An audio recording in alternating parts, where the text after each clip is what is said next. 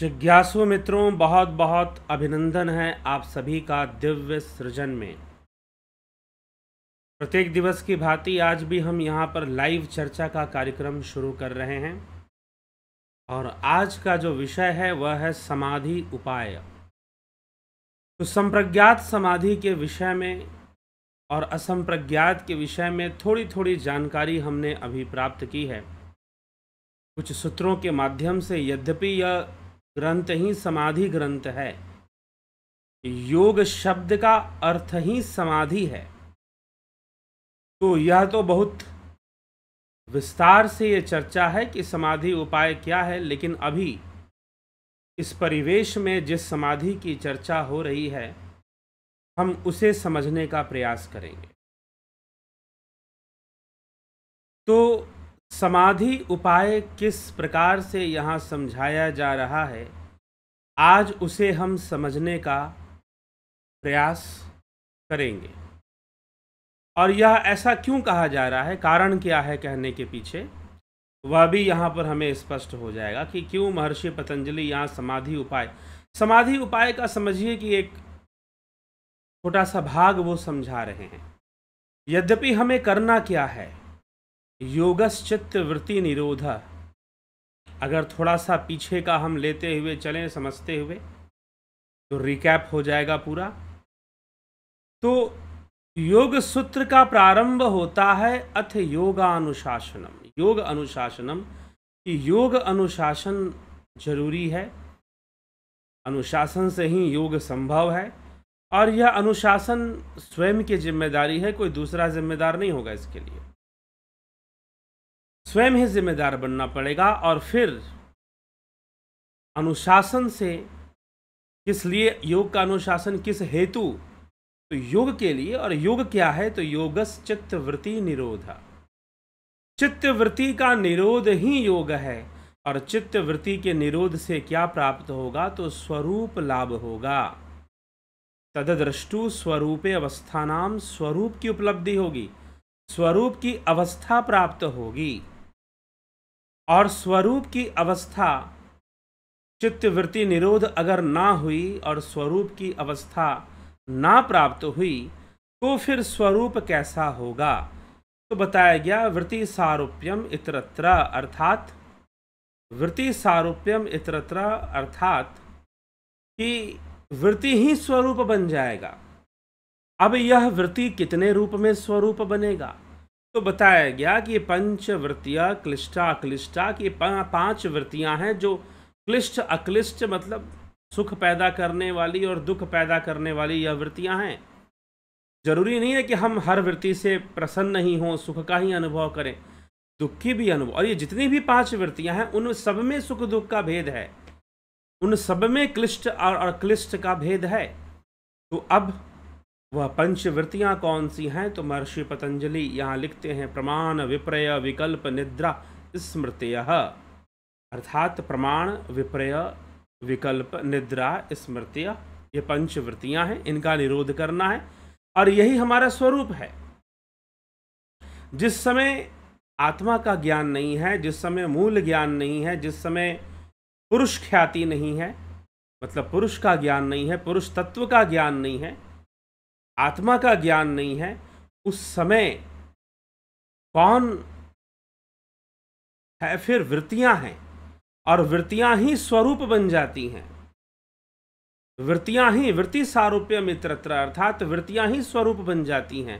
तो प्रमाण का कभी प्रमाण वृत्ति में स्वरूप होगा, कभी विप्रय वृत्ति में जो कि मिथ्या होता है, झूठ होता है, और फिर कभी विकल्प वृत्ति में, कभी निद्रा वृत्ति में हमारा स्वरूप होगा और कभी स्मृति वृत्ति में हमारा स्वरूप होगा।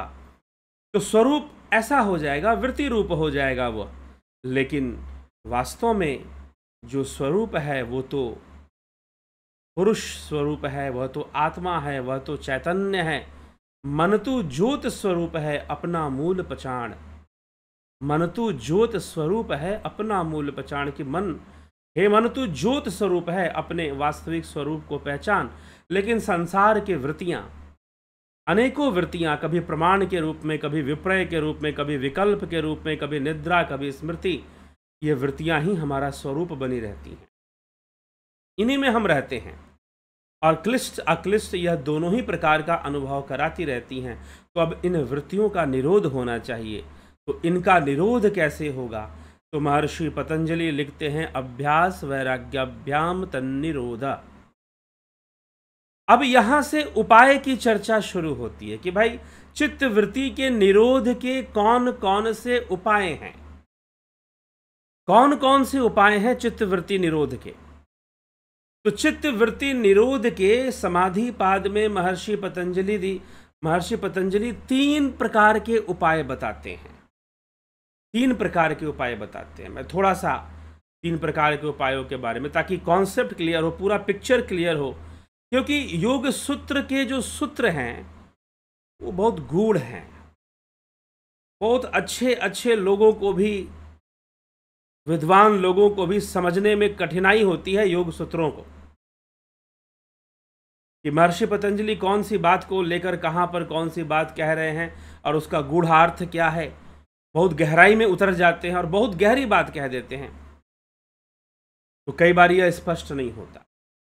तो 3 प्रकार के चित्तवृत्ति निरोध के उपाय, समाधि उपाय की बात नहीं कर रहा। हाँ, यह भी है कि चित्तवृत्ति निरोध से ही तो समाधि होगी, यह भी बात सही है, लेकिन चित्तवृत्ति निरोध के उपाय बताते हैं और उसके 3 स्तर बताते हैं। और उस 3 स्तर में जो श्रेष्ठ है, चित्तवृत्ति निरोध का जो श्रेष्ठ उपाय है और जिसे श्रेष्ठ साधक अपनाते हैं, वो है अभ्यास वैराग्याभ्याम तन्निरोध। अभ्यास और वैराग्य, जो श्रेष्ठ साधक हैं वो अभ्यास और वैराग्य का ही माध्यम चुनते हैं। जो बलवान साधक हैं, जो वीर्यवान साधक है, वीर्यवान मतलब जो वीरवान है, जो वीर हैं, वह जो साधक हैं वह अभ्यास और वैराग्य का ही मार्ग चुनते हैं।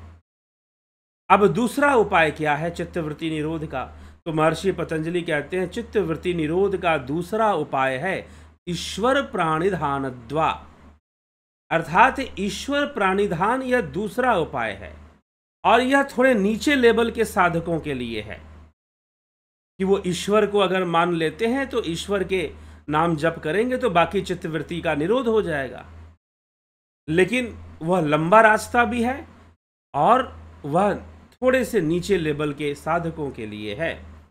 अब जो है उससे भी नीचे लेवल के साधक हो सकते हैं, उनकी संख्या हमेशा सबसे ज़्यादा होगी। तो उससे भी नीचे लेवल के जो साधक हो सकते हैं उनके लिए महर्षि पतंजलि ने स्थूल ध्यान की विधियां बताई हैं कि वो स्थूल ध्यान शुरू करें, त्राटक क्रिया शुरू करें और कुछ हठ योग की भी विधियां उसमें आ जाती हैं। फिर तो ऐसी स्थूल ध्यान शुरू करें, वो स्थूल रूप से अपने मन को स्थिर करना। ईश्वर प्रणिधान में तो मंत्र जाप को भी ले लिया है वैसे, लेकिन उसके नीचे और जाकर वो स्थूल ध्यान की बातें, कुछ फिजिकल एक्टिविटी की भी थोड़ी बातें वो संकेत कर रहे हैं। कोई फिजिकल एक्टिविटी, कोई आसन, कोई क्रिया वो बता नहीं रहे हैं, लेकिन थोड़ा सा संकेत किया हुआ है। कहीं पर भी योग सूत्र में ये आसन, मुद्राएं, बंद की चर्चा वैसे नहीं आती है। तो यहाँ पर हाँ प्राणायाम की चर्चा आती है, प्राणायाम की चर्चा इसमें अच्छे से आती है और उस पर चर्चा होगी। तो वो कुछ अलग विधियां उससे भी नीचे के साधकों के लिए बता रहे हैं। तो इस प्रकार से ये 3 लेवल पर उन्होंने उपाय बताई। हम एक एक उपाय को समझेंगे आगे आने वाली वीडियोस में, आज नहीं। तो अभ्यास वैराग्याभ्याम, अभ्यास करने से क्या होगा? तो महर्षि पतंजलि कहते हैं कि दृढ़ भूमि तैयार होगी। किसकी दृढ़ भूमि? मन की दृढ़ भूमि, चित्त की दृढ़ता आ जाएगी। अभ्यास करने से दृढ़ भूमि तैयार होगी। और दृढ़ भूमि का परिणाम क्या होगा? दृढ़ भूमि का परिणाम वैराग्य होगा। अब वैराग्य में 2 प्रकार के वैराग्य, पर वैराग्य और अपर वैराग्य होगा। अपर वैराग्य को वशीकार वैराग्य भी कहा गया, जो मात्र बाहर से दिखाई देता है, जो मात्र बाहरी वैराग्य है। देखने और सुने हुए विषयों में जो आसक्ति है। आपने सुना कि यह मिठाई बड़ी स्वादिष्ट है, लेकिन खाया तो नहीं ना अभी तक। अब आपको मन हो रहा है मुझे भी खाने को मिले, मुझे भी खाने को मिले।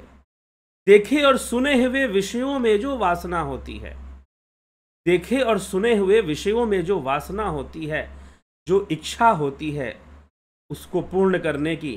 जैसे कि हमने किसी की बहुत बड़ी गाड़ी देखी, अरे वाह कितनी महंगी गाड़ी लेकर घूम रहा है, मेरे पास भी काश हो। इन रियलिटी हमें नहीं पता कि वास्तव में वह व्यक्ति उस गाड़ी को खरीदकर सुखी भी है कि नहीं है। हो सकता है कि बहुत सारी दूसरी समस्याएं आए और जिससे कि दुख पैदा हो जाए, जिससे कि दुख पैदा हो जाए, जिससे कि अशांति पैदा हो जाए। तो यह भी तो हो सकता है ना, ऐसा भी तो हो सकता है। तो वो गाड़ी के कारण दुख हो जाए, बंगले के कारण दुख हो जाए, और ऐसे लोग होते हैं जो बहुत दुखी होते हैं। तो हमें नहीं पता, लेकिन हमारे मन में देखकर ही वासना उत्पन्न हो गई कि हमारे पास भी ऐसा होना चाहिए। तो इस लेवल की जो आसक्तियां हैं उनको खत्म कर देना, उनके प्रति आसक्ति ना रखना, यह वशीकार वैराग्य। अब पर वैराग्य, यह वशीकार वैराग्य ही अपर वैराग्य है। अब परम वैराग्य की चर्चा महर्षि पतंजलि कहते हैं। तो परम वैराग्य में कहते हैं कि पुरुष ख्याति, आत्मज्ञान से। यह वैराग्य ऐसे नहीं आ सकता, इसको आप दमनकारी नीति से नहीं ला सकते। हाँ, जो वशीकार वैराग्य है उसमें दमन चलता है कि भाई अपना इधर उधर ध्यान मत दो, उसमें दमन चलता है। लेकिन जो पुरुष ख्याति से आता है, जो आत्मज्ञान से जो वैराग्य होता है, उस वैराग्य में दमन नहीं चलता। वह एक मैच्योर अवस्था है, एक परिपक्व अवस्था है, जहां स्वतः ही वैराग्य हो जाता है। जैसे कि एक छोटा सा बच्चा खिलौनों से खेलता है, खिलौनों के लिए रोता है, मुझे ये चाहिए, वो चाहिए, ऐसा चाहिए, वैसा चाहिए। वही बच्चा जब 16-17 साल का युवा होने लग जाता है तो अब उसे खिलौने नहीं चाहिए, उसे खिलौनों से खेलने का कोई शौक नहीं। वो खिलौने ढूंढता भी नहीं है, मांगता भी नहीं है, क्योंकि वह बड़ा हो गया, परिपक्व हो गया। वैसे ही जो आत्मख्याति अर्थात पुरुष ख्याति, आत्मज्ञान से जो वैराग्य उत्पन्न होगा, पुरुष के ज्ञान से 25वां तत्व, क्योंकि जो योग सूत्र है ना वह सांख्य पे आधारित है, तो इसलिए यहां पर पुरुष ख्याति का मतलब है आत्मज्ञान। यहां पर पुरुष तत्व को आत्मा ही माना गया है सांख्य योग में। तो उसको आत्मज्ञान हो जाने से फिर जो वैराग्य आता है वह परिपक्व वैराग्य है। वो परिपक्वता से आता है, ना कि जबरदस्ती थोपा जाता है। तो वह वैराग्य उसे प्राप्त होता है, और वह वैराग्य जो है, उसी वैराग्य के लिए जो योगी है उसकी जो चित्त वृत्तियां हैं वो कहाँ प्राप्त हो जाती हैं? विराम में चली जाती हैं। विराम में चली जाती हैं तो विराम प्रत्यय बनता है। विराम प्रत्यय जो महर्षि पतंजलि ने 18वें सूत्र में कहा, विराम प्रत्याभ्यास पूर्व संस्कार शेषवन्य। परा वैराग्य के बार बार अभ्यास करने से जब मानसिक क्रियाएं शांत हो जाती हैं, विराम लग जाता है उनके ऊपर, केवल संस्कार शेष रह जाते हैं, तो असंप्रज्ञात समाधि होगी। वह जो समाधि है वो कोई अन्य है, क्योंकि यहां पर वैराग्य के द्वारा पहले संप्रज्ञात समाधि को बताया गया कि भाई संप्रज्ञात समाधि होगी। इससे पूर्व के सूत्र में महर्षि पतंजलि ने संप्रज्ञात समाधि की चर्चा कर दी है कि भाई कैसे होती है। तो वितर्क विचार आनंदा अस्मिता अनुगमात संप्रज्ञात, कि वितर्क विचार आनंद और अस्मिता, इन चारों के संबंध से युक्त जो चित्त वृत्ति का समाधान होता है। समाधान मतलब कि चित्त वृत्तियों का निरोध होता है। इन चारों से वितर्क विचार आनंद और अस्मिता वितर्क विचार आनंद और अस्मिता, इन चारों के संबंध से, वितर्क मतलब तर्क कुतर्क जिसमें चलता है, विचार मतलब थॉट, आनंद मतलब आनंद की अनुभूति, अस्मिता मतलब अभिमान अपना व्यक्तिगत अस्तित्व बोध बना रहना अस्मिता है। तो इन सबके संबंध से युक्त जो चित्त वृत्ति का समाधान हुआ है वह तो संप्रज्ञात है। वह संप्रज्ञात समाधि या संप्रज्ञात योग के नाम से वह जाना जाता है। ठीक है, तो उसे संप्रज्ञात कहते हैं। लेकिन जो विराम प्रत्यय से जो समाधि होती है, जहां पर चित्त वृत्तियों का पूर्ण शांति हो जाती है, मात्र संस्कार शेष रह जाते हैं, वहां पर असंप्रज्ञात की ओर, वह समाधि कोई अन्य है, असंप्रज्ञात की ओर इशारा किया गया, क्योंकि उसके बारे में वो बाद में बताएंगे। इसलिए अन्य शब्द तो विराम प्रत्यय अर्थात चित्त वृत्तियों का पूर्ण शांत हो जाना, पूर्ण शांत हो जाना, मात्र संस्कार शेष रहते हैं। और उसमें भी दो प्रकार हैं, सबीज और निर्बीज। सबीज में संस्कार, निर्बीज में संस्कार भी शेष नहीं रहते। लेकिन यदि योगी की मृत्यु हो जाए, अगर उसे देह त्यागना पड़ता है और संस्कार बीज रूप में पड़े हुए हैं, तो फिर क्या होगा? संस्कार बीज रूप में पड़े हुए हैं और उसे अपना देह त्यागना पड़ जाए तो भव प्रत्यय होगा। भव प्रत्यय, यह विराम प्रत्यय और भव प्रत्यय को समझिए। फिर भव प्रत्यय होगा। विराम प्रत्यय के बाद कौन सा प्रत्यय? भव प्रत्यय। भव प्रत्ययो विदेह प्रकृति लयनाम। और जो साधक है, जो योगी है, उसे संस्कारों के रहने के कारण दोबारा शरीर धारण करना पड़ेगा, परंतु उसके लिए यह आखिरी शरीर होगा, उसका अंतिम जन्म होगा वो, ठीक ना? यह उसका अंतिम जन्म होगा, आखिरी जन्म होगा, जो भव प्रत्यय के रूप में है। और इस बार उसे बहुत थोड़े से प्रयास में, उसे किसी उपाय की आवश्यकता नहीं पड़ेगी, उसे बिना किसी उपाय के ही समाधि अवस्था प्राप्त होगी, उसे कैवल्य प्राप्त होगा, उसे मोक्ष प्राप्त हो जाएगा, अपवर्ग प्राप्त हो जाएगा, ठीक, बिना किसी उपाय के। क्योंकि वह असंप्रज्ञात समाधि तक तो पहुंच चुका था, लेकिन सबीज पहुंचा, निर्बीज तक नहीं पहुंचा। इसीलिए उसे दोबारा जन्म लेना पड़ा, संस्कार उसके रह गए, और दोबारा लेकिन जन्म शरीर धारण करेगा, और ऐसे माहौल में शरीर धारण करेगा जहां पर योग का माहौल होगा, जहां योग करना सहज होगा, सरल होगा। ठीक है, योग करना उसके लिए सहज होगा, योग करना उसके लिए सरल होगा। तो इस प्रकार से उस अंतिम जन्म में वह कैवल्य को प्राप्त करेगा, चित्तवृत्ति निरोध करके समाधि को सहजता से प्राप्त कर लेगा। कोई कठिनाई और किसी उपाय की आवश्यकता उसे नहीं पड़ेगी। अन्यथा यदि वो उस अवस्था को नहीं प्राप्त किया, यदि उसने उस अवस्था को नहीं प्राप्त किया, तो फिर क्या होगा? प्रश्न ये उठता है। भाई फिर तो उसे सारे अभ्यास करने पड़ेंगे, और उसी के लिए लिखा जा रहा है। महर्षि पतंजलि कहते हैं, श्रद्धा वीर्य स्मृति समाधि प्रज्ञापूर्वक इतरेशाम। फिर दूसरे साधकों के तरह योगी को फिर से श्रद्धा वीर्य स्मृति समाधि प्रज्ञापूर्वक क्रम से सिद्ध होगा। फिर उसे क्रम से सारी सिद्धियां करनी पड़ेगी। अपनी श्रद्धा को सिद्ध करना पड़ेगा, अपने वीर्य को सिद्ध करना पड़ेगा, स्मृति को सिद्ध करना पड़ेगा, और फिर ऋतंभरा अवस्था प्राप्त होगी। और प्रज्ञापूर्वक, विवेकपूर्वक, सत्य का, प्रज्ञा का मतलब क्या है? सत्य का ज्ञान। जब उसे सत्य का ज्ञान हो जाएगा तो उसे समाधि प्राप्त हो जाएगी। तो यह उपाय बताया जा रहा है कि समाधि प्राप्त करने के ये उपाय हैं। ठीक, ये 6 उपाय हैं: श्रद्धा वीर्य स्मृति समाधि प्रज्ञापूर्वक। ठीक ना, 5 उपाय। ये 5 उपाय, श्रद्धा वीर्य स्मृति समाधि प्रज्ञा। यहां पर समाधि का अर्थ जो है संप्रज्ञात, जो पहले वाली समाधि है, संप्रज्ञात समाधि की ओर इशारा किया गया है। तो वहां पर उसे संप्रज्ञात में जाना होगा, तभी तो असंप्रज्ञात। तो संप्रज्ञात से असंप्रज्ञात कैसे जाएगा? तो पुरुष ख्याति से जाएगा, प्रज्ञापूर्वक।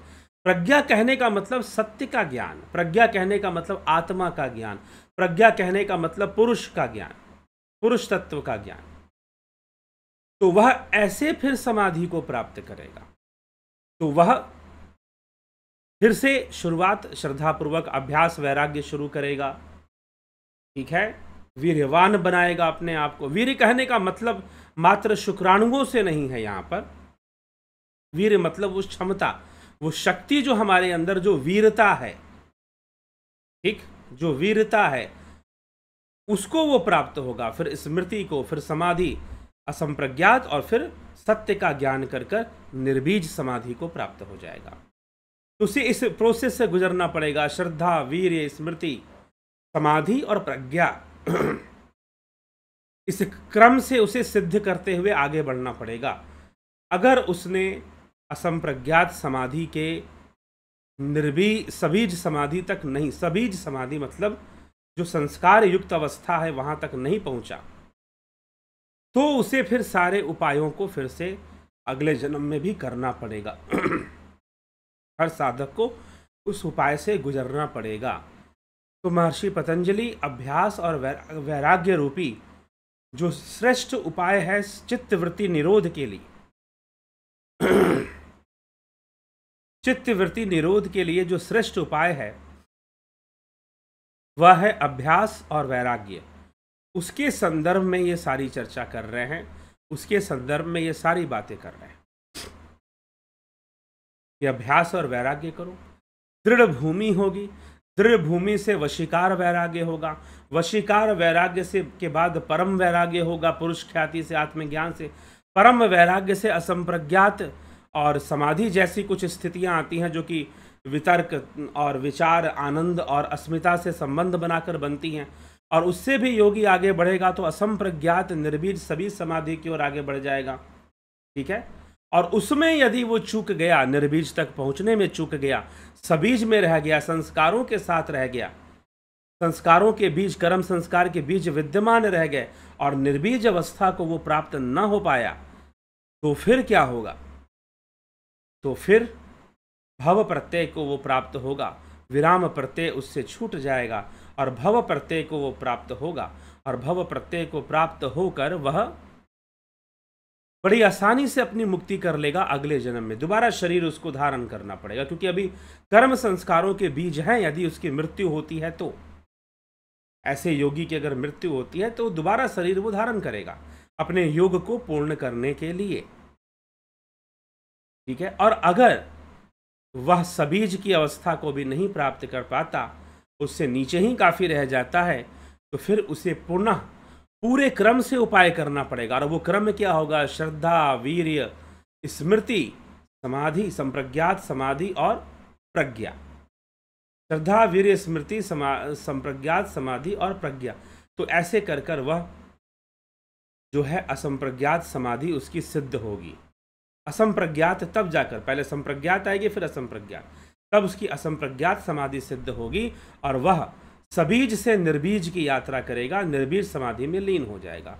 और फिर उसके लिए फिर जन्म मरण नहीं रहेगा, क्योंकि कोई बीज नहीं है, कोई संस्कार और कर्मों का बीज बचा नहीं, तो फिर कैसे? तो यह पंच उपाय श्रद्धा, वीर्य, स्मृति, समाधि और प्रज्ञापूर्वक, इससे समाधि सिद्ध होगी। इस क्रम से एक साधारण साधक को चलना पड़ता है।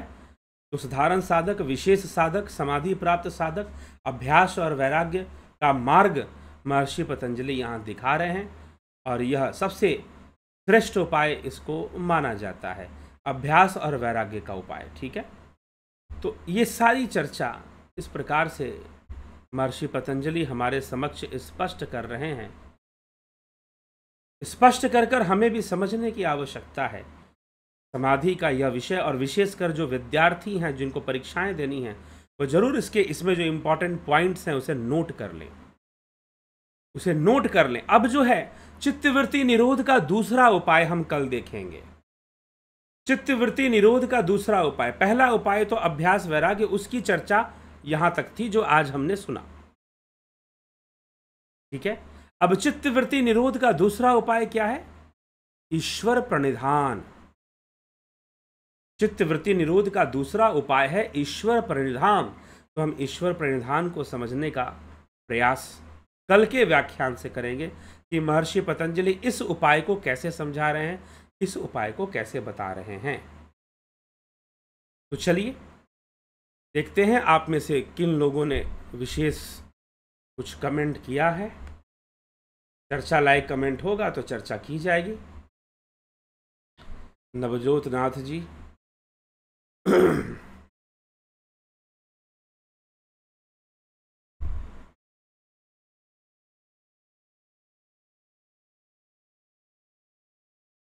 ठीक। जगत नारायण जी, आदरणीय निशा के चरणों में। निशा कौन है भाई? पंकज सोनी, शंकर प्रसाद जी, राम लखन राजपूत, विमला शाह जी, रूपलाल विश्वकर्मा, सविता नायक जी, संतोष गुप्ता जी, विंदेश्वरी मिश्रा जी,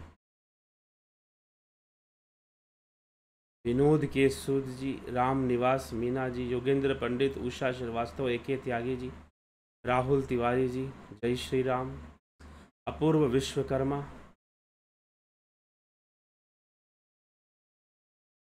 बबीता धीमान जी, नरसाराम जी, दीपक नागरे, कमलेश खैरनर, रतन सिंह जी, सुहास राणे, श्वेता कुमारी, विजय बालाजी, पुष्पा भाटी, कन्हाई कुमार, राम प्रकाश, श्वेता राय सिन्हा जी, बहुत अभिनंदन आप सभी का।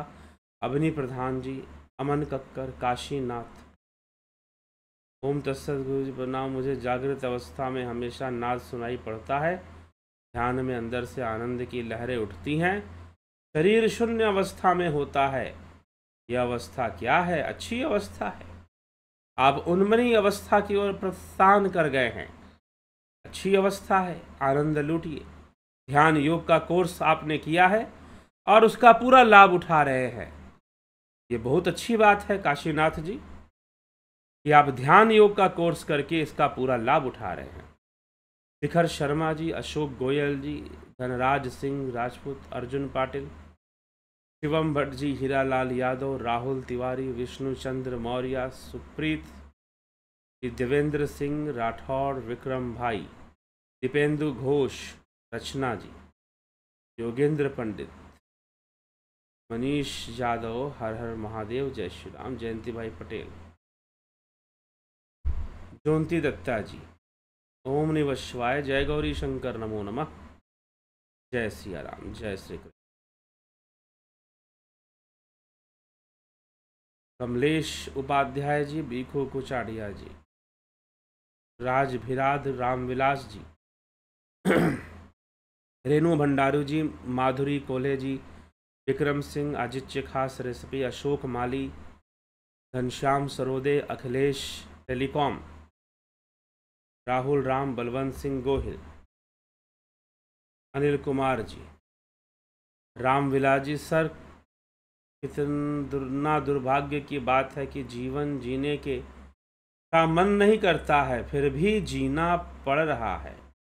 यह संसार कितना सुखमय है, जीवन जीना का मन नहीं करता, फिर संसार सुखमय भी है। संसार भ्रमित करता है मृग मरीचिका के समान, ठीक, मृग मरीचिका के समान, जैसे मृग की मरीचिका मृग की माया है, कस्तूरी उसके नाभि में है और वह ढूंढता वन में है। ज्यों कस्तूरी कुंडल बसे मृग ढूंढे वन माही, वैसे घट घट राम बसत है, दुनिया बूझे नाही कि घट घट में वैसे ही वह ब्रह्म है। उसको ना जानकर वह बाहर भटकता रहता है और उसी में सुख की तलाश करता रहता है, खोज करता रहता है, ढूंढता रहता है। तो इसलिए जीवन तो जीना पड़ता है, क्योंकि जीव के कर्म संस्कार तब तक है जीवन है। इस शरीर को त्याग कर कर या मरकर या आत्महत्या करके भी जीवन नहीं नष्ट होगा, जीवन अपना दूसरा चैप्टर लेकर शुरू हो जाएगा, ठीक है। जीवन नष्ट नहीं होगा, शरीर नष्ट हो जाएगा मृत्यु के समय, लेकिन जीवन नष्ट नहीं होगा।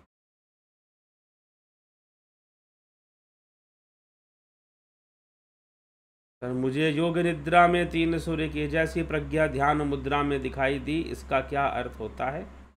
करिए साधना करिए, अनुभूतियां हैं, ठीक। करते समय पता चलता है कि किस संस्कार से मैं व्यवहार कर रहा हूं, ठीक है, अच्छी बात है, पता चलना चाहिए। तो चलिए इसी के साथ